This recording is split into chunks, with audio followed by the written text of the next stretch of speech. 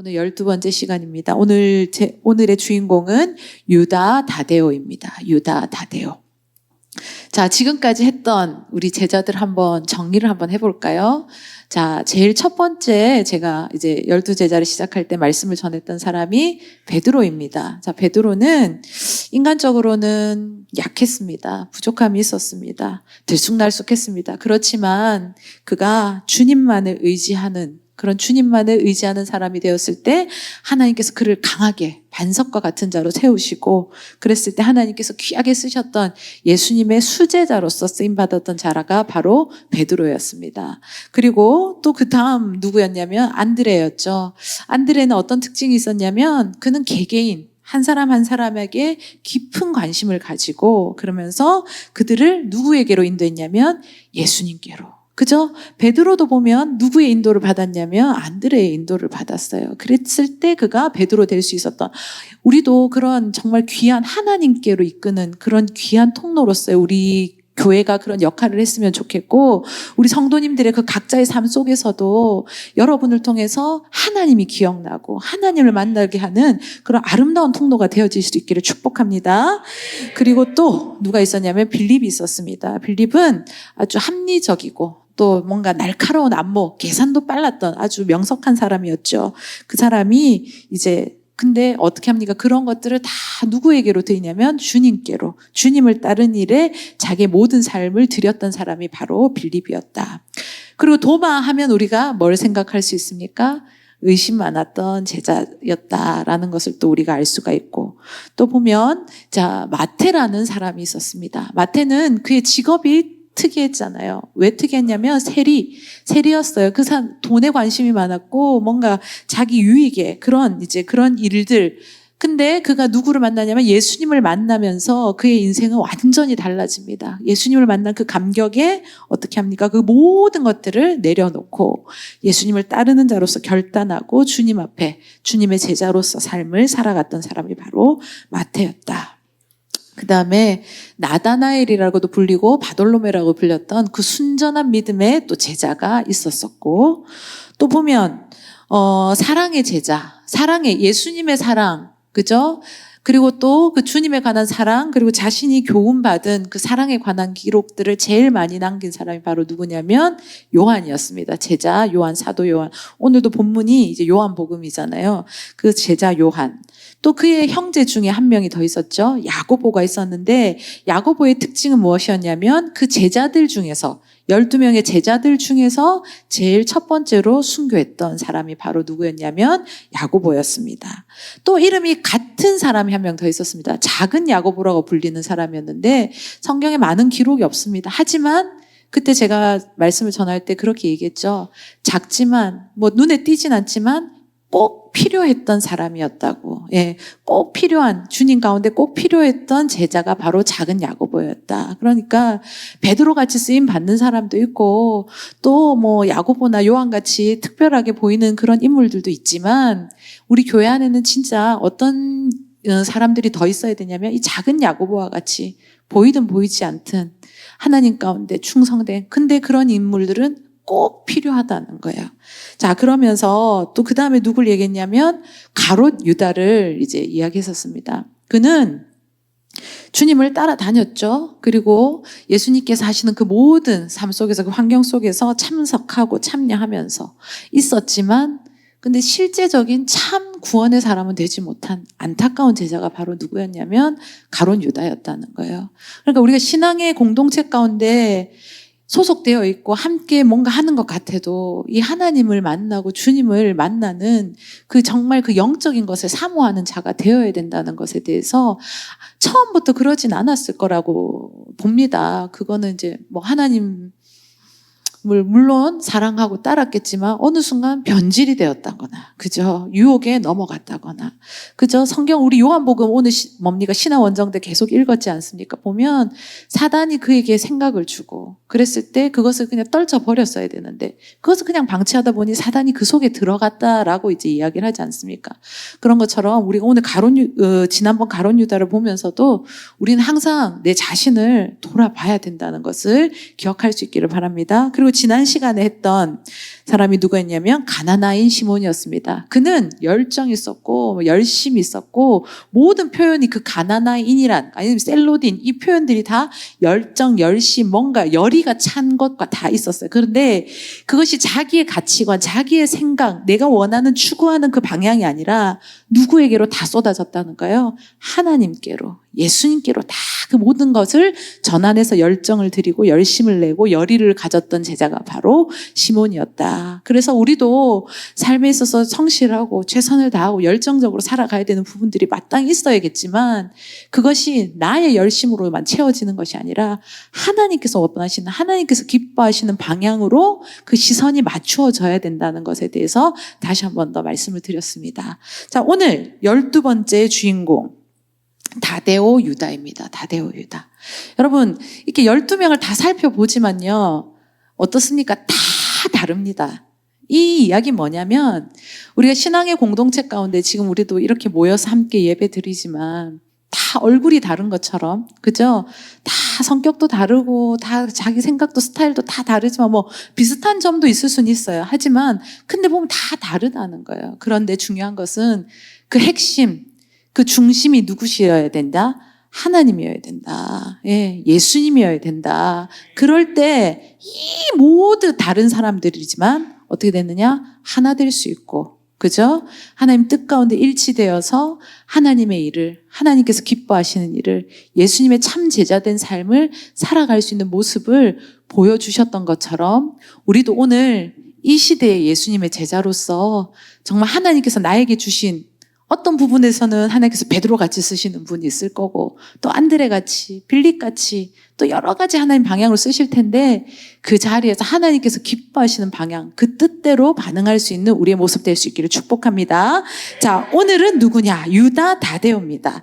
자, 보면 그는 어떤 사람이었을까? 성경의 기록을 찾습니다. 보면 마태복음, 마가복음 보면 12제자의 그 명단, 리스트들이 쭉 나올 때 보면 이 사람을 다데오라고 설명을 합니다. 다데오라고 설명을 합니다. 그런데 누가복음이라든지 사도행전에는 다데오라는 이름을 쓰지 않고 뭐라고 하냐면 유다라고 기록을 하고 있습니다.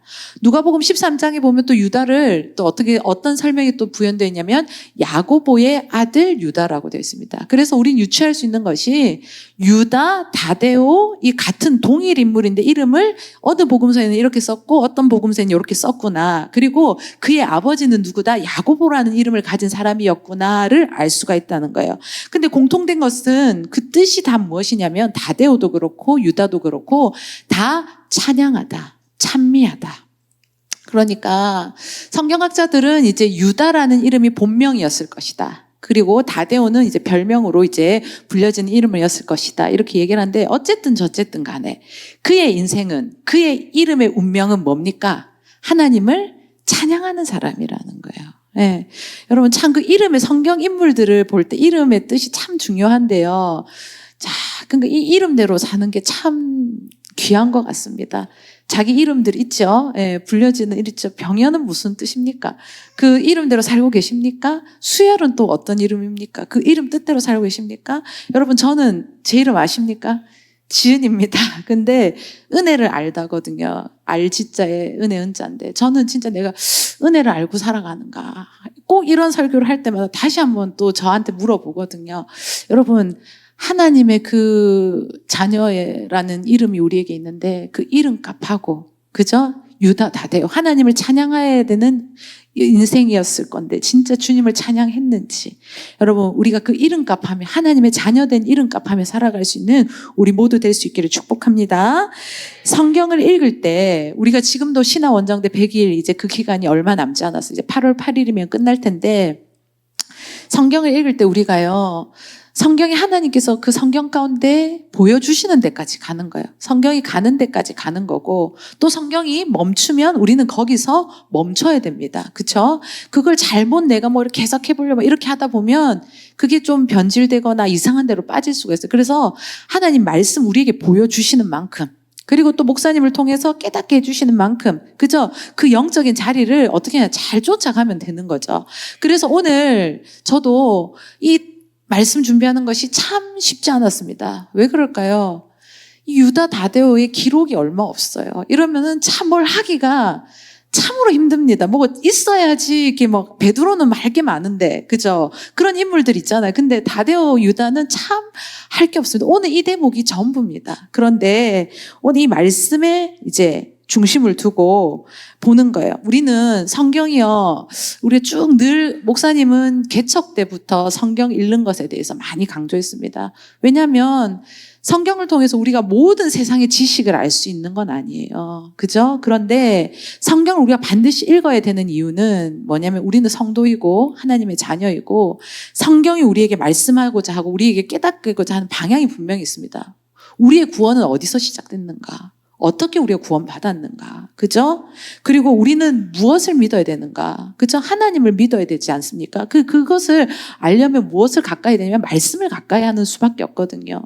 그리고 믿는 자로서, 내가 구원받은 자로서 이 땅에 살아갈 때 어떻게 살아야 될지에 대해서 분명하게 말씀해 주시는 것이 이 바로 성경이라는 거예요. 여러분, 내가 하나님의 자녀로서 이름값하고 살고 싶지 않습니까? 그렇다면 말씀에 귀 기울이시고, 그죠? 말씀을 가까이 하시고 성경을 통해서 또 담임 목사님을 통해서 이 재단에서 흘려보내주신 그 말씀 가운데 내가 잘 반응하는지가 중요하다는 것을 기억하고 말씀이 가게 하시는 곳까지 가고 또 때로는 말씀이 멈추라 하면 그곳에 멈출 수 있는 그런 영적인 지혜가 있을 수 있기를 축복합니다. 그래서 오늘 다시 한번 살펴볼 텐데요. 오늘 예수님과 이 다데오, 이 유다와의 대화 가운데 핵심이 무엇이냐면 영광에 관련된 겁니다. 보세요. 22절에 다시 보니까 가롯이 아닌 유다가 이르되 주여 어찌하여 자기를 우리에게는 나타내시고 세상에는 아니하려 하시나이까? 이렇게 질문을 합니다. 이게 무슨 말이냐면 예수님의 예수님 되심을 우리에게는 이렇게 보여주셨는데 왜 세상 가운데 그것들을 더 드러내시지 않느냐는 것에 대해서 이제 유다가 질문을 한 거예요. 그랬을 때 예수님께서 23절, 24절에 대답을 하셨죠. 예수께서 대답하여 이르시되 사람이 나를 사랑하면 내 말을 지키리니 내 아버지께서 그를 사랑하실 것이요 우리가 그에게 가서 거처와 그와 함께하리라. 나를 사랑하지 아니하는 자는 내 말을 지키지 아니하니 너희가 듣는 말은 내 말이 아니요 나를 보내신 아버지의 말씀이니라. 그러니까 세상 사람들 가운데 영광을 드러내셨으면 좋겠다라고 유다 다데오가 이렇게 얘기를 했습니다. 그랬을 때 예수님은 그것보다 무엇이 중요하다고 얘기하시냐면 말씀을 지키는 것, 하나님의 말씀을 지키는 것이 더 중요하다라고 말씀을 하고 계신다는 거예요. 여러분, 우리가요, 진짜 오늘 이 유다와 예수님과의 이 대화 속에서 진정한 영광이 무엇인가? 우리가 주님의 영광 찬양하고 주님의 영광을 높이기를 원하고, 그죠? 우리가 기도할 때 특별히 자녀들을 위해서, 다음 세대들을 위해서 기도할 때 보면 이들을 통해서 하나님의 영광이 드러났으면 좋겠습니다 라고 이야기할 때가 얼마나 많습니까? 그죠? 근데 이것이 과연 어떤 것이 하나님께서 기뻐하시는 하나님의 영광을 드러내는 것일까? 그것을 한번 생각해 보자는 거예요. 예수님께서 이제 공생의 이 사역을 본격적으로 시작하시기 전에 먼저 어디로 가셨냐면 광야로 가십니다. 광야로 가셔서 그때 금식하시면서 기도하시면서 이 사역을 준비하시는 과정을 보여주실 때 누가 그 예수님 앞에 나타나냐면 사단이 나타납니다. 마귀가 나타나서 예수님께 시험하는 장면이 나오죠. 처음에 뭡니까? 뭐를 뭘로 바꿔달라? 불을 떡으로 바꿔라. 그러면서 이제 시험하실 때 떡으로만 사는 거 아니다. 그러면서 말씀으로 이겨내시잖아요. 두 번째 시험이 뭐였냐면 예수님을 높은 곳에 성전 위에 올려가서 어떻게 합니까? 한번 그렇게 하면 내가 할게 이렇게 하면서 시험을 합니다. 그랬을 때 이제 성전 꼭대기에서 뛰어내리라. 높은 데서 어떻게 하냐? 뛰어내리라. 자, 보면요. 우리는 높은 데를 어떻게 할까요? 사람은 좋아하는 게 많습니다. 그죠? 어떻게 하면 높아질 것인가? 어떻게 하면 내가 저 높은 곳으로 갈 수 있을까? 또 더 높은 클래스로 올라갈 수 있을까? 뭐 여러 가지가 있을 수 있습니다. 뭐 학벌이든 돈이든 명예든 여러 가지로 해서 높아지는 것을 추구합니다. 그렇죠? 근데 성경에서 우리 잘 읽어보면요. 꼭 높은 곳만이 축복이라고 성경은 얘기하지 않습니다. 오히려 높아진 것이 어떨 때가 있냐면 그게 축복의 자리가 아니라 오히려 시험, 테스트의 자리가 될 수가 있다는 것에서 있다고 성경은 이야기를 할 때가 참으로 많더라는 거예요. 우리는 높은 자리에 올라가고 그래서 돈 많이 벌고 뭔가 명예로워지고 그 이름이 날리고 이러면 축복받았다고 생각하지만 오히려 그때 잘 생각해야 된다는 거예요. 그때 내 행동과 내 생각들이 그리고 내 상황이 가운데 내가 반응하는 것들이 하나님께서 기뻐하시는 모습으로 반응해야 되는데 그때 자칫 잘못하면 높아진 것 같으나 더 나락으로 떨어질 수 있는 순간이 된다는 것을 기억할 때 오늘 사단은요 우리를 이런 식으로 유혹을 하는 거예요. 항상 우리를 어떻게 하냐? 우리는 섰다고 생각할 때 넘어질까 조심해야 된다고 하셨던 그 말씀을 기억할 때 하나님께서 우리를 높이시고 뭔가 드러나게 하시고 그렇게 하실 때가 있으십니까? 그때 하나님 가운데 내가 어떻게 이 자리에서 이 모습에서 이 상황 가운데 하나님의 기뻐하시는 모습이 하나님의 영광을 드러내는 것이 어떤 것일까를 생각할 수 있는 기회로 삼아야 된다는 겁니다. 보면 사람이요 뭔가 자기를 막 주목하고 인기가 있어지고 뭔가 이렇게 될 때 보면 그것에 막 취할 때가 많아요. 그러면 그렇게 하게 하신 분이 또 누구셨고 그런 만남을 주신 것도 누구셨고 이 일을 하게끔 하신 그 모든 출발이 누구셨는가를 어느 순간 잊어버릴 때가 있더라는 거예요. 그러면서 금세 어떻게 하냐면 그것에 빠져버립니다. 근데 그게 그 순간에는 영원할 것 같지만 어느 순간 보면요 그거는 금세 사라지고 없어지는, 그러니까 사람이 주는 것, 세상이 주는 것은 영원한 것이 없습니다. 그런데 착각에 우리가 착각에 빠질 때가 있다는 거예요. 오늘 유다 다데오도 마찬가지입니다. 어떻게 얘기하냐면 우리에게 보여주신 것, 그죠? 그가 22절에 얘기했잖아요. 우리에게 보여주신 것을 어디에도 보여주라는 거예요. 세상 속에서도 그것이 나타날 수 있게끔 예수님 하시면 안 되겠습니까? 라고 이야기를 하는 거예요. 그런데 중요한 것은요. 주님은 전혀 다른 이야기를 이들에게 그리고 특히 유다 다데오에게 하고 계신다는 거예요. 누가 때로는 보지 않았든 보지 않든 당장 나에게 유익이 있든 유익이 없든 그런 거 상관하지 말고 우리는 누구에게 누구의 말씀 가운데 충성하라고 얘기합니까? 하나님의 말씀 가운데 충성하라고 오늘 이야기하고 있다는 거예요. 여러분 진짜 영광을 드러내는 것은요.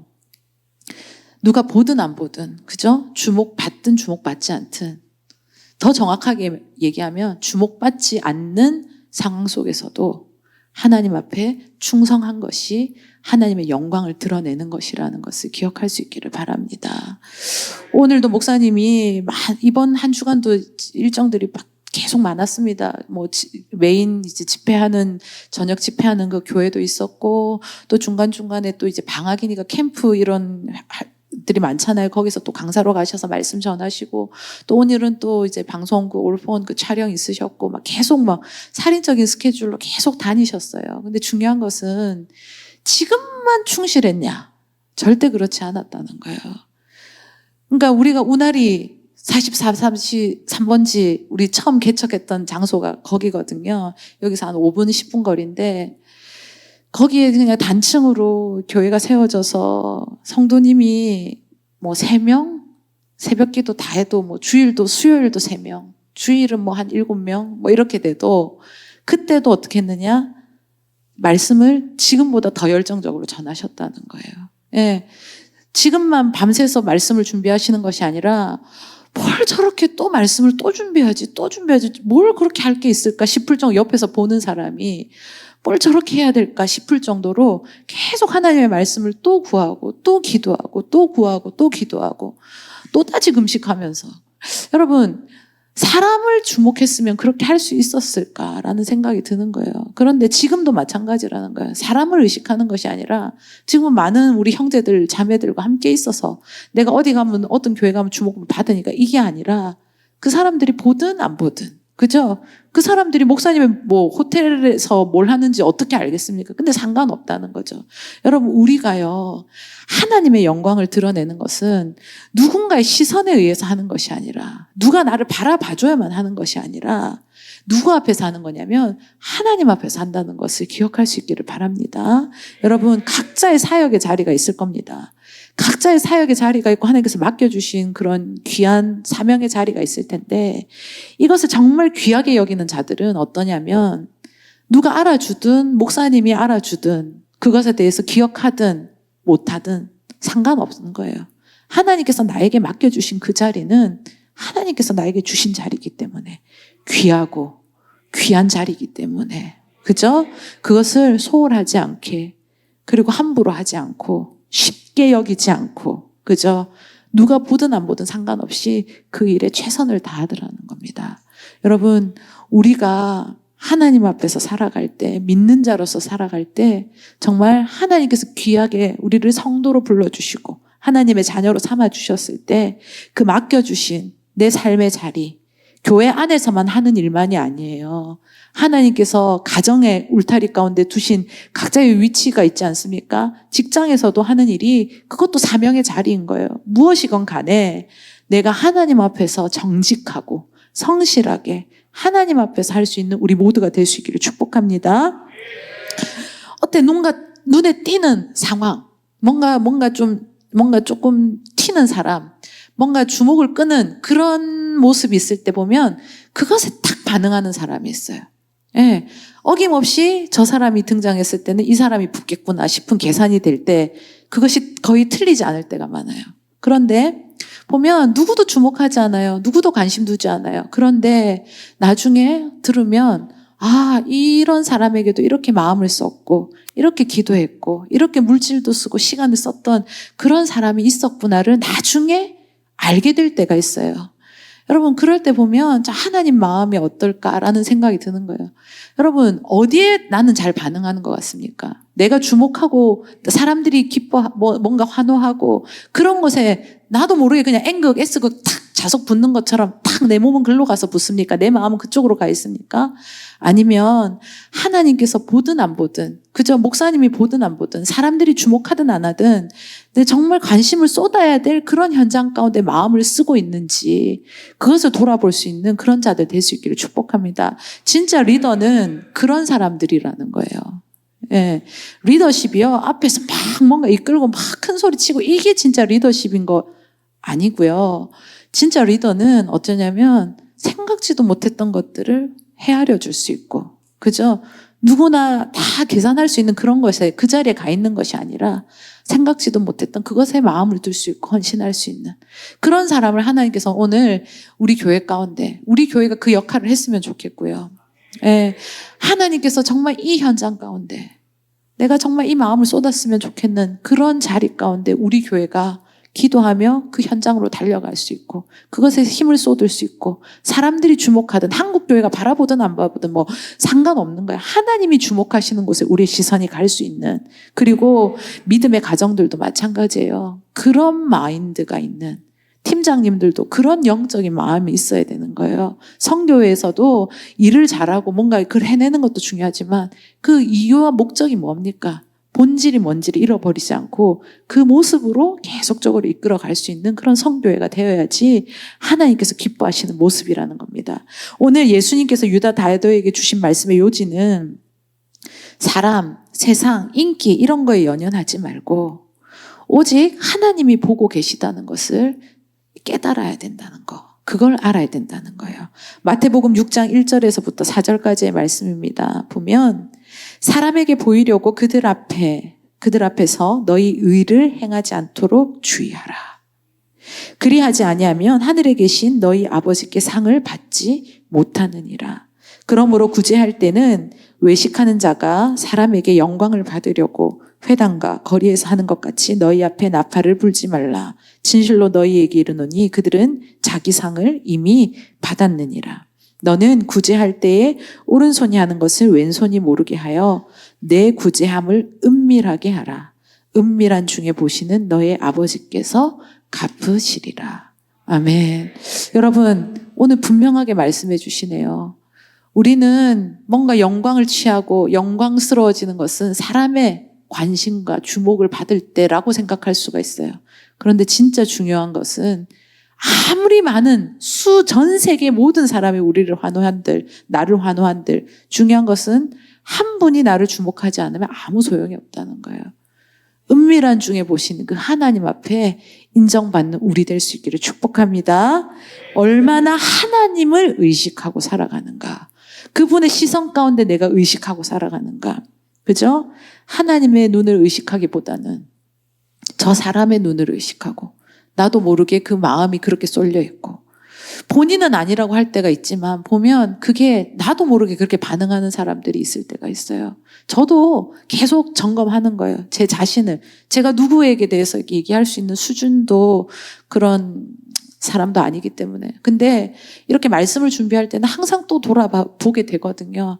사람 앞에서 서는 오늘 설교를 하는 것은 아닌가. 그죠? 여러분들의 아멘을 유도하려고 내가 듣기 좋은 말로 하려고 하는 것은 아닌가. 그게 아니라 하나님 앞에서 하나님께서 오늘 우리 제단에서 흘러가기를 원하시는 그 말씀이 무엇인가에 더 집중해야 되고 그 말씀을 전달하는 통로로서 이 자리에 서야 된다는 것에 대해서 다시 한 번 더 기도하면서 나왔습니다. 여러분, 우리 교회 공동체가 우리 모든 성도님들이 정말 귀한 우리 가정들이 하나님을 의식하고 살아갈 수 있는 믿음의 자들 될 수 있기를 축복합니다. 오늘 하나님께 인정받으면 끝이라는 거예요. 그죠? 그리고 성경이 말하는 진정한 충성, 그리고 진정한 영광은 때로는 주목받지 못할지라도 충성을 다하고 하나님 앞에 신실한 사람이 되어야 그것이 참 영광이라고 오늘 말씀하고 계실 때 보이든 보이지 않든 누가 알든 알아주지 않든 상관하지 말고 하나님 앞에서 살아갈 수 있는 신실한 믿음의 자들 될 수 있기를 축복합니다. 두 번째로 뭐냐면 하나님의 말씀에 집중하는 것이 영광이라는 거예요. 뭐냐? 유다 다데오가 얘기했잖아요. 우리에게 나타나신 것처럼 세상 가운데도 나타나시면 안 되겠습니까? 하나님의 영광을 한번 드러내 주십시오라고 했을 때 예수님의 대답에 우리는 집중을 해야 되는 거예요. 23절, 24절 다시 읽어보면 예수께서 대답하여 이르시되 사람이 나를 사랑하면 내 말을 지키리니 내 아버지께서 그를 사랑하실 것이요 우리가 그에게 가서 거처를 그와 함께 하리라. 나를 사랑하지 않은 자는 내 말을 지키지 아니하나니 너희가 듣는 말은 내 말이 아니요 나를 보내신 아버지의 말씀이니라. 아멘. 여러분, 오늘 이 유다 다데오의 그 질문 가운데 그의 구함 가운데 하나님은 무엇에 집중하라고 말씀하시냐면 예수님은 무엇에 집중하라고 말씀하냐면 하나님의 말씀 가운데 집중을 하라는 거예요. 여러분, 사랑하는 대상이 있을 때 그가 하는 말이 어떻게 됩니까? 기억에 남지 않습니까? 그죠? 직접적으로 나에게 얘기하지 않아도 뭐 그렇지 않아요? 우리 교회 오빠들 중에 혹시 인기 있는 오빠가 누군지 요즘은 내가 잘 모르겠다. 그런데 어떤 교회 오빠가 쓱 지나가면서 나는 뭘 좋아해 이렇게 얘기하면 듣고 있던 그 교회 오빠라고 해야 되니까 그 여동생이 그걸 들었어. 그러면 그게 어떻게 될까요? 안 꽂혀요, 귀에? 내가 좋아하는 내가 흠모하는 교회 오빠는 짜장면을 좋아하는구나. 이렇게 되면 어떻게 할까요? 그쵸? 짜장면 막 사주고 싶을 거 아니야. 그치? 예. 그 오빠는 뭔 펜이 좋더라 이러면 그 펜은 어떻게 하면 사주고 싶을 거 아니야. 그죠? 그런 것처럼 사랑하는 사람의 말은 어떻게 합니까? 내 마음에 남아요. 꽂혀요. 기억이 돼요. 남는다는 거죠. 근데 오늘 성경에서도 분명히 얘기해요. 하나님께서 어떻게 하십니까? 나를 사랑하는 자는 어떻게 해요? 뭘 지킨다는 거예요? 나의 말을 지킨다는 거죠. 예. 목사님이 지나가다가 이렇게 얘기를 하잖아요. 그러면 어떤 성도님들 어떻게 그걸 그렇게 기억을 하고 또 그거에 대해서 이야기를 뭔가 준비를 하시는 분들이 가끔 깜짝 놀랄 때 나도 잊어버리는데 어떻게 목사님이 그 흘러가는 그 말을 기억하고 저렇게 딱 하셨을까? 그러면 그게 어떻게 될까요? 감동이 되잖아요. 그죠? 근데 그 말은 또 그 행동은 어떻게 나온 걸까요? 목회자를, 주의 종을 사랑하는 마음이 있으니까. 그죠? 예. 여러분, 그렇지 않습니까? 우리가 진짜 하나님을 사랑하면, 내 마음 속에, 내 심령 가운데 그분의 말씀이 새겨지는 것은 당연한 거라고 생각이 되어집니다. 그런데 나는 사랑한다고 주장은 하는데, 나 진짜 주님 사랑하거든요. 말은 하는데, 보면 행동으로 드러나지 않을 때가 있어요. 그 삶을 들여다보면 이 하나님을 진짜 사랑하는가 물음표가 그려질 때가 있어요. 왜냐하면 그 하나님의 말씀에 남음의 흔적이 보이지 않더라는 거죠. 여러분, 얼마나 하나님의 말씀이 여러분 삶 가운데 기억되어지고 여러분 그 삶 가운데서 그 흔적들이 남아 있습니까? 여러분 우리가 진짜 주목해 신앙생활 할 때 우리가 진짜 주목해야 될 것은 하나님이시라는 것을 다시 한 번 더 기억할 수 있기를 바랍니다. 우리가 더불어 우리가 함께 교제하고 성도의 교제도 반드시 필요하기 때문에 그리고 우리가 모여서 함께 예배드리라고 분명히 말씀하셨기 때문에 우리는 그렇게 해야 되는데 근데 어쩌다 보면 우리가 눈에 보이는 사람의 그것에 치중할 때가 있는 거예요. 그것에 내 마음이 더 쏠릴 때가 있는 거예요. 그것에 내가 뭔가를 더 의미를 둘 때가 있는 거예요. 절대 그것이 아니라 우리의 모든 집중은 어디로 가야 되느냐? 하나님께로 가야 된다는 것을 다시 한 번 더 기억할 수 있기를 바랍니다. 우리 안에요. 말씀이 중심으로 살아가면 우리 삶이 신앙이요. 흔들리지 않습니다. 동의가 안 되십니까? 여러분 삶이 흔들릴 때가 있잖아요. 갑자기 내 삶을 막 송두리째 흔들 때가 이제 뿌리까지 뽑히려고 하는 그런 순간들이 올 때가 가끔 있지 않습니까? 근데요, 진짜 보면요, 거기서 살아남는 사람은, 거기서 견디는 사람은 뭐가 있냐면 말씀이 있더라는 거예요. 말씀이 있는 사람이, 말씀의 신앙생활로 살아가는 사람은 때로는 그 열매가 맺는 시간이 천차만별이가 있죠. 뭐 하나 심었을 때 금방 방울토마토 같은 거에 금방 심어도 몇 개월 뒤에면 쭉 올라올 수도 있지만 인삼 같은 거는 하나 심으면 몇 년을 길러야지 열매를 날 수 있는 거 있잖아요. 그런 차이가 있는 것처럼. 근데 결론은 뭐냐? 말씀이 심겨지고 말씀의 뿌리를 둔 사람은 나중에 하나님께서 정말 선한 열매를 맺게 하시더라는 거예요. 그 기간은 하나님 편에 서 있는 거지 내가 결정할 수 있는 건 아니지만 어쨌든 그 가운데 말씀을 중심으로 붙들고 있으면 결국은 하나님께서 그 선한 열매를 맺게 하신다. 그리고 그렇게 할 때 결국은 뭐냐? 그 말씀이 나를 살리고 내 가정을 살리고 우리 교회를 살리더라. 여러분 그 고백이 다 경험이 있었으면 좋겠습니다. 이거는 누가 얘기해서 아는 게 아니라 내가 그 말씀을 붙들고 견뎌내본 자들, 말씀을 붙들고 그 열매를 맺어본 자들, 말씀을 가지고 그래서 승리해본 자만이 알 수 있기 때문에 여러분 정말 그 은혜의 경험들이 우리 교회 가운데 더 많이 생겨날 수 있기를 축복합니다. 성경에 보면요, 예수님의 그 사역 가운데도 보면 뭡니까? 많은 기적들이 일어났습니다. 눈 뜨지 못했던, 눈이 감겨있던 자도 눈을 뜨게 되는 기적, 앉아있던 자가 일어나는 기적, 죽었던 자가 살아나는 나사로 같은 그런 기적들, 맞죠? 수많은 기적들과 이적들이 성경에 보면 나와 있습니다. 근데 중요한 것은 우리가 그것에 집중을 하더라는 거예요. 사람은 그것에 대해서 마음을 두더라는 거예요. 근데 중요한 것은 하나님은 그것에 머물기를 원하시는 것이 아니라 예수님은 그것만 보기를 원하시는 것이 아니라 그 이후의 삶이 어디로 가야 되냐? 말씀을 붙드는 삶으로 말씀하시는 그 길로 쫓아가야 되는 것. 그죠? 나의 가는 길, 아까 우리 주님 인도하시네. 뭘로 인도하시겠어요? 말씀으로 인도하시는 거죠. 그럴 때 내가 말씀 가운데 어떻게 반응하느냐. 그죠? 보면요, 마태복음 17장에 보면 베드로가 특별한 경험을 합니다. 어떤 경험이냐면 산에 올라갔는데 막 뭔가 완전 이제 막 영화로움에 막 빠져버리는 거죠. 모세가 등장하죠. 엘리야가 등장하죠. 예수님 막 변화되시는 이런 장면을 볼 때 그가 뭐라고 합니까? 이 엄청난 체험을 하면서 그는 자기가 무슨 말을 하는지도 모르면서 여기서 초막셋을 짓고 그냥 여기 영원히 머물렀으면 좋겠습니다라고 그가 이렇게 얘기를 했어요. 그럴 때 갑자기 하늘에서 이야기를 하죠. 마태복음 17장 5절에 보니까 말할 때에 호련히 빛난 구름이 저희를 덮으며 구름 속에서 소리가 나니 가로되 이는 내 사랑하는 아들이요 내 기뻐하는 자니 너희는 저의 말을 들으라 하신지라. 그러니까 베드로만 경험한 거잖아요. 베드로만 그 장면을 본 거잖아요. 그 특별한 기적과 이적 상황 속에 있었지만 하나님이 기뻐하시는 것은 무엇이냐면 그거에 완전 빠져가지고 그 황홀경에 빠져서 거기서 집 짓고 사는 것이 하나님 기뻐하시는 것이 아니라 말씀을 들으라는 거예요. 누구의 말씀을 들으라는 거예요? 예수님의 말씀을 들어야 된다. 그리고 그 말씀의 길을 쫓아가야 된다는 것에 대해서 분명하게 말씀하여 주시더라는 겁니다. 여러분, 우리가요, 신앙생활 할 때 뭔가 체험 있고 뭔가 그런 특별한 경험이 있는 사람들을 볼 때가 있어요. 그죠? 어쩌면 우리 목사님도 그런 경험의 자였습니다. 그러니까 그 간증을 고백하잖아요. 근데 거기서 내가 정말 죽을 줄 알았는데 배 2번 3월 20일 날 수술 똑같이 2번 하고 살아났다. 이것에 머무는 것이 아니라 그 뒤에 하나님의 원하시는 말씀을 쫓아갔기 때문에 하나님께서 그것을 기뻐하시는 것이고, 그것을 통해서 어떻게 합니까? 또 하나님의 말씀을 전달하는 통로로서 사용하셨고, 그 말씀이 계속 퍼져가서 어떻게 합니까?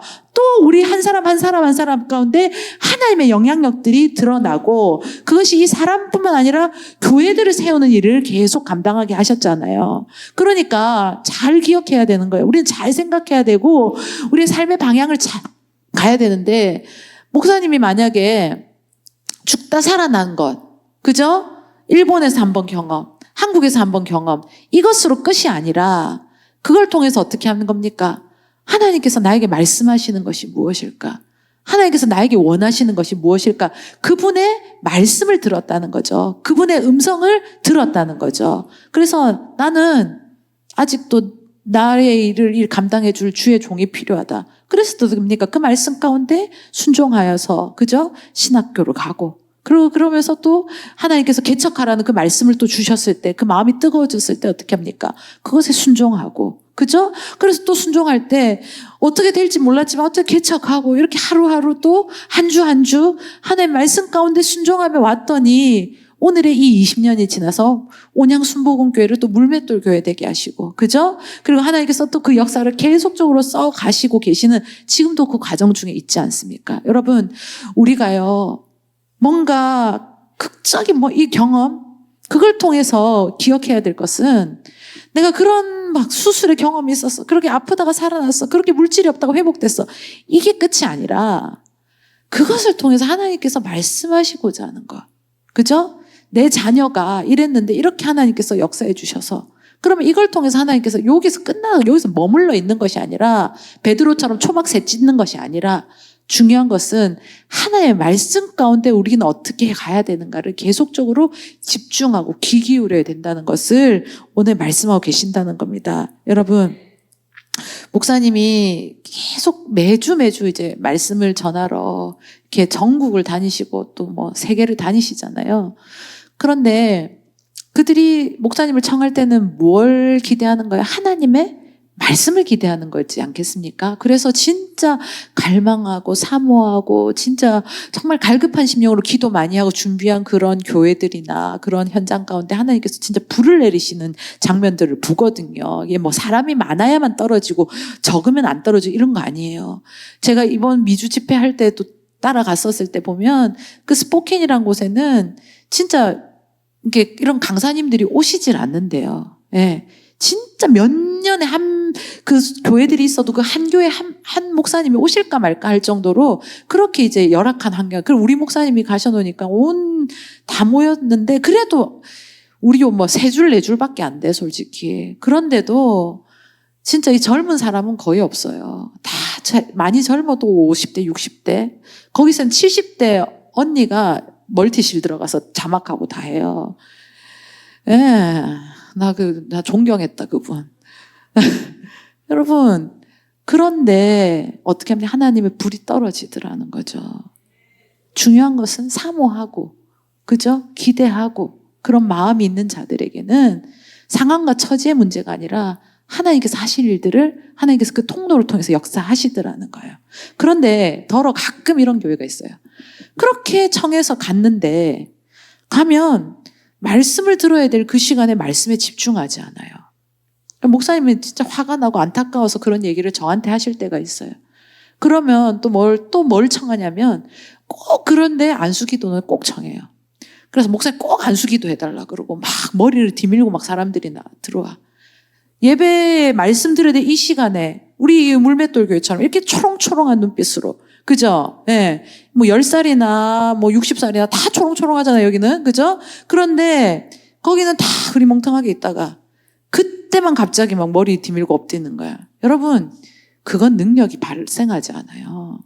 하나님의 말씀 가운데 역사하시는 거예요. 아무리 안수를 100번 받아도, 그죠? 진짜 중요한 것은 하나님의 말씀이 심령 가운데 남아있어야지. 신방을 해도요, 그런 게 있어요. 신방 목사님이랑 제가 이제 하지만, 우리 교회는 많이 하진 않지만, 근데 중요한 것은 신방의 목적과 이유가 뭡니까? 그래서 하나님 말씀을 받는 거잖아요. 그죠? 그러면 신방 받으셨을 때마다 그 말씀이 진짜 정말 하나님의 말씀으로 받으시고 그것이 붙들고 기도하시는 가정들로서 지금 세워져 계십니까? 예? 여러분 그냥 왔다 가는 게 중요하지 않아요. 중요한 것은 그 왔다 감이 아니라 하나님의 말씀이 남아 있어야 되고 그 말씀을 붙드는 것이 중요하다는 것을 기억할 수 있기를 바랍니다. 베드로후서 1장 20절 21절의 말씀에 보니까 먼저 알 것은 성경의 모든 예언은 사사로이 풀 것이 아니니 예언은 언제든지 사람의 뜻으로 낸 것이 아니요 오직 성령의 감동하심을 받은 사람들이 하나님께 받아 말한 것이니라. 여러분 우리가 지금 100일 동안 성경 통독하잖아요. 이거 그냥 책 읽는 시간이 아니에요. 그냥 사사로이 그냥 뭔가 이번에 한번 읽어볼까? 내가 한번 읽었네 뗐네? 이런 게 아니에요. 하나님께서 성령의 감동을 통해서 그 사람들을 통해서 전달하게 하여 주신 하나님의 말씀이라는 것을 기억하시고 정말 그 시간을 떼어가지 마시고 하나님의 말씀으로 받는 우리 모두가 될 수 있기를 축복합니다. 예, 하나님의 말씀에 붙들리는 것에 영광이 있다. 진정한 교회의 영광은 하나님 말씀이 선포되어지고 그리고 그 말씀에 순종하는 그죠? 체험이 없더라도요. 이런 이적이나 경험이나 목사님과 같은 극적인 이런 상황이 다 있는 건 아니잖아요. 그죠? 없더라도 괜찮아요. 중요한 건 하나님 말씀을 붙드는 자는 하나님께서 그 가운데 하나님의 영광을 드러내시더라는 거예요. 어떤 한 성도님이 이 설교를 제가 준비한 걸 알지는 못했었겠지만 자기는 목사님이 이렇게 말씀을 전하셨을 때 그냥 한다는 거예요. 예, 감사하라고 말씀하셨으면 감사해야지. 계속 그거에 대해서 계속 매일매일 만약에 뭔가 회개해야 되는 말씀을 주셨다. 그러면 그냥 회개를 계속 하는 거예요. 뭔가 순종하라 하셨다. 그러면 근데 그걸 그냥 어쩌면 로봇처럼 그냥 하는 거예요. 그런데요. 여러분 이게요. 처음에는 내 안에 막 알지 못했고 감동이 없었고 막 그랬을지라도 나중에는요 알게 돼요. 그게 뭐냐 이제 다음 챕터로 넘어가는 건데 아까 말씀에 집중하는 것이 영광이라고 그랬잖아요. 나를 변화시키는 것이 영광이에요. 무슨 말이냐? 순종하는 자는 하나님께서 그 영광을 경험하게 해주신다는 거예요. 여러분 우리가 세상이 변했다 이런 얘기를 수없이 얘기하지 않습니까? 그리고 세상이 변해야 된다 이런 얘기들 수없이 하지 않습니까? 애고 어른이고 다 얘기합니다. 하지만 성경의 관점은 좀 다릅니다. 내가 변하면 뭐가 변하냐? 세상이 변한다는 거예요. 그것이 믿어지십니까? 보면 예수님께서는 세상 사람들을 변화시켜야 하기 위해서는 예수님 좀 드러내십시오. 유다가 이렇게 얘기했을 때 누구부터 변화되라고 얘기하냐면 나부터 변화돼야 된다는 것에 대해서 말씀하십니다. 다시 본문으로 돌아가서 23절에 보시면 예수께서 대답하여 가라사대 사람이 나를 사랑하면 내 말을 지키리니. 그죠? 중요한 것은 하나님 사랑하고 하나님 영광 드러났으면 좋겠고 막 이런 거 얘기하잖아요. 뭔가 막 특별한 그죠? 모세가 했던 그런 기적 같은 일들이 막 나타나야지만 될 것 같은. 근데 결코 그것만이 역사가 아니라는 거예요. 진짜 역사 변화는 어디서 일어나냐면 내가 변화되어질 때 하나님 그걸 가지고 하나님의 영화를 드러내게 하시고 하나님의 영광을 드러내는데 사용하신다는 거예요. 여러분 우리가 누구랄 것도 없이 내가 먼저 하나님 그 말씀 가운데 변화되어서 순종의 길을 걸어가잖아요. 그러면 세상이 바뀌는 게 내가 변화되는 데서 이미 출발한다는 것을 기억할 수 있기를 바랍니다. 세상이 바뀌어야지 내가 바뀔 수 있다? 아니에요. 우리 믿는 자들은 다릅니다. 내가 하나님 가운데 그 말씀 가운데 어떻게 반응하고 그 말씀 가운데 달라질 때 하나님은 내 상황을 다르게 역사하시고 내 관계를 다르게 역사하시고 내가 보는 시각을 달라지게 하시고 하나님께서 내가 펼쳐지는 그 세상을 다른 곳으로 인도하신다는 것을 경험할 수 있는 우리가 될 수 있기를 축복합니다.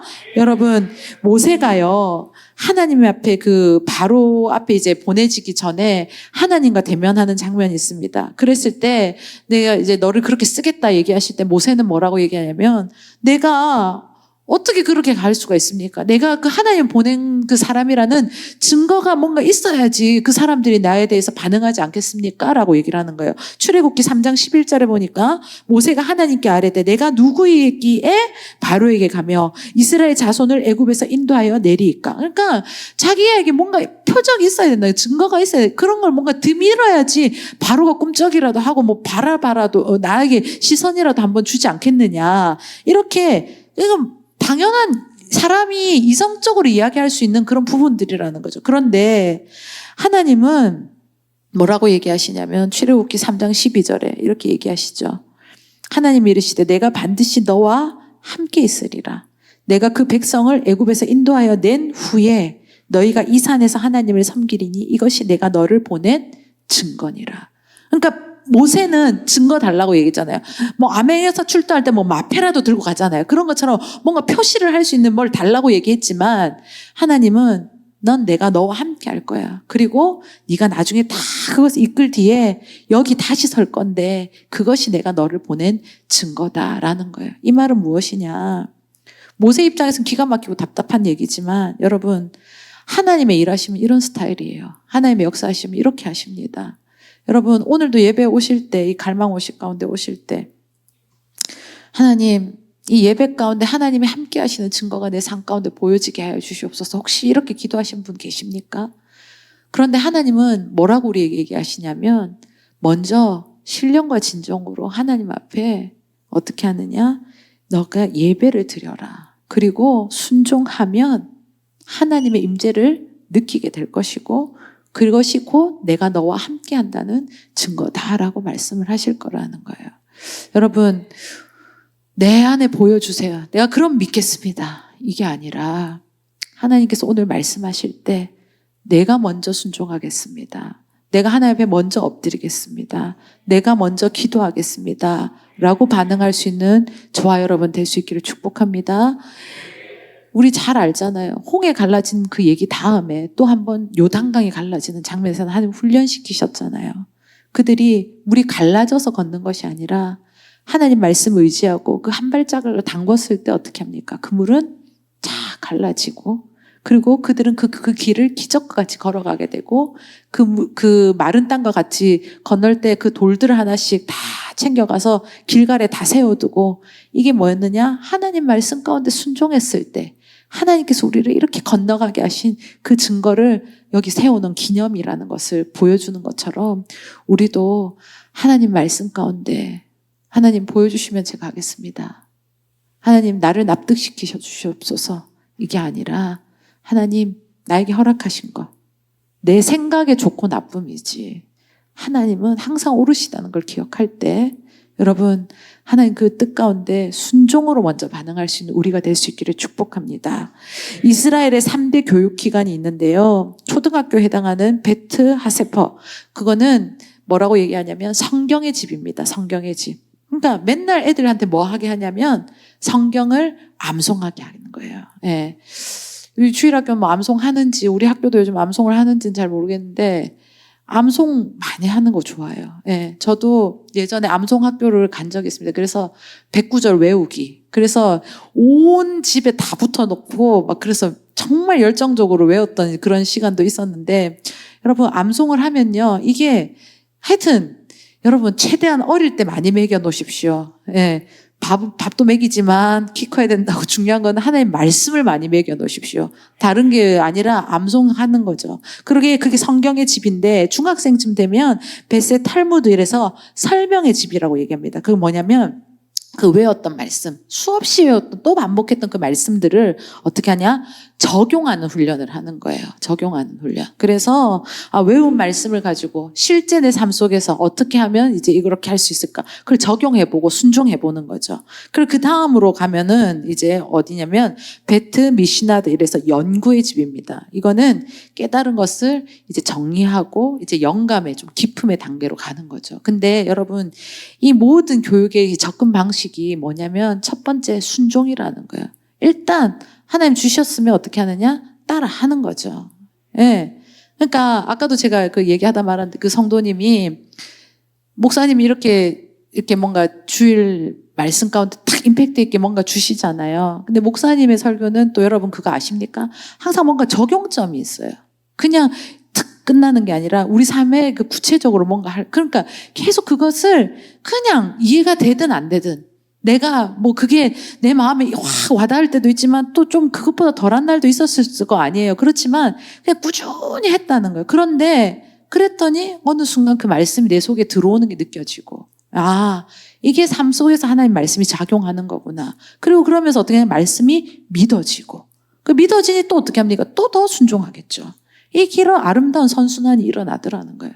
여러분, 우리 교회의 영적인 체질이 우리 교회는 그래도 많이 순종의 자리, 헌신의 자리 이런 것들이 체질화가 되어 있는데 더 할 수 있습니다. 근데 하나님께서 주시는 그 말씀 가운데 반응하며 나아갈 수 있는 우리가 될 수 있기를 축복합니다. 항상 하나님 뜻 가운데 순종하고 그죠? 그리고 그 순종의 경험을 통해서 하나님께서 이루어 가시는 그 영적인 깨달음의 자리, 그죠? 삶의 적용의 자리에 또 들어가 보시고 그래서 또 말씀 주실 때 이제는 기대가 되는 거야. 아, 우리에게 또 이런 말씀을 주시다니 흥분되지 않겠습니까? 경험해본 사람은 흥분해요. 왜 그럴까요? 지금 뭔지는 모르지만 하나님 하시리라는 건 느껴지기 때문에. 예, 그게 다른 사람의 얘기가 아니라 내 얘기가 됐으면 좋겠습니다. 여러분, 하나님 말씀 가운데 정말 말씀 계속 꼴 먹여주실 때 정말 배부르게 드시고, 그죠? 그리고 나의 말씀으로 심령에 새기시고, 새기는 건 다른 게 없습니다. 순종밖에 없습니다. 순종하고 또 말씀 붙들고 기도함으로 그 길 계속 걸어가서 정말 깊은 하나님의 영적 세계가 우리에게 보여주신 게 이게 다가 아닐 건데 우리가 그것을 담을 수 있는 수준과 그릇이 되면 더 보여주시겠죠. 여러분 그 길로 들어갈 수 있는 우리가 될 수 있기를 축복합니다. 유다 다데오에 대한 기록은 이게 답니다. 그렇지만 오늘 이 본문을 통해서 주시는 말씀 기억하셔야 될 건 사람들이 보든 안 보든 누가 알아주든 안 알아주든 주목하든 안 하든 누구 가운데 우린 해야 된다? 하나님 앞에서. 그게 하나님의 영광을 드러내는 일이다. 그리고 또 기억해야 될 것은 말씀에 집중을 해야 된다는 거예요. 교회 건물이 어떻다더라, 인테리어가 어떻게 돼 있더라, 사람들이 얼마나 모인다더라, 이게 중요한 것이 아니라 정말 하나님의 말씀 가운데 내가 반응을 하는 삶인지 그런 가정으로 세워져 있는지 그래서 그런 교회로서의 진짜 교회다움으로 서 있는지 다시 한번 돌아볼 수 있는 우리가 될 수 있기를 축복합니다. 그리고 말씀이 들렸다. 말씀이 나에게 찾아왔다. 그렇다면 우리는 어떻게 반응해야 되냐? 순종으로 나아가야 된다는 거. 그것밖에 왜 여기서 또 아멘을 안 하셔? 여러분 순종을 해보시는 분들은 아시는데 여러분 그 은혜의 경험이 쌓여서 더 깊음으로 들어갈 수 있는 우리 모두 될 수 있기를 축복합니다. 이 시간 찬양하겠습니다.